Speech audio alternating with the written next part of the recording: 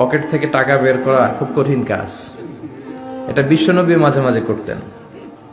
বিশ্বনবী একবার নারীদেরকে বললেন, ও মদিনার নারীরা, তাসাদ্দাকনা, তোমরা বেশি বেশি সদকা করো, মানে দান করো। তো নারীরা বলল, এত পুরুষ লোক থাকতে আমাদের বললেন কেন? পুরুষদের বলেন। বিশ্বনবী বললেন, ফাইন্নি উরিতুকুন্না আকসারা আহলিন নার, আমি মেরাজের রাতে জাহান্নামে যেতে যাদেরকে বেশি দেখেছি তারা পুরুষ নয়, তারা ছিল নারী।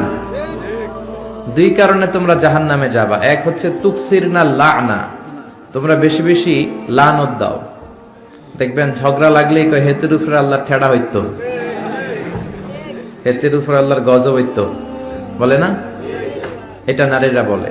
যে মা বোনদের কানে আমার মাইকের আওয়াজ যায়, আপনারা এটা করবেন না। কেননা বিশ্বনবী বলেছেন যে আপনাদের জাহান্নামে যাবার প্রথম কারণ হচ্ছে আপনারা বেশি বেশি লানত দেন, অন্য নারীদেরকে অভিসম্পাত করেন, কার্ডস করেন। এটা করবেন না। দুই হচ্ছে তাকফুরনাল আশিরা, স্বামীর নাশুকরি করে নারীরা। শামুকসারে এরকম নারী আছে না নাই? আছে, অভিজ্ঞতা থেকে বলতেছে সবাই। তো নারীরা নাশুকরি করবেন না, শুকুর গুজার হবেন। শুকুর গুজার হলে ফ্যামিলিটারে শান্তিপূর্ণ বানায় দিবে কে? আর কিচ্ছু পাইলাম না, কিচ্ছু দিল না, কিচ্ছু নাই, এগুলো বললে আজীবন হাহুতাশি করবেন। আপনার বুকের জ্বালা কষ্ট জীবনেও দূর হবে না। অল্প খাবেন, অল্প পড়বেন, অল্প জমাবেন, অল্পের মধ্যে বরকত ঢুকাই দিছে কে? অল্প খাওয়া, অল্প রাখা, অল্প জমানোরে আরবিতে বলে আল কানাআহ। আল কানাআতু মিনাল ইসলাম।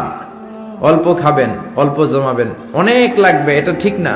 যাদের অনেক আছে তাদের সুখ কম, শান্তি কম, তাদের ঘরে ঘরে অশান্তি। জোরে বলেন ঠিক কিনা?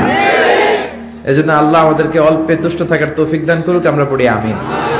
তো বিশ্বনবীও কালেকশন করতেন। যখন এই দুই কথা বললেন যে তোমরা এই কারণে জাহান্নামী, দান করো, নারীরা দান শুরু করে দিল।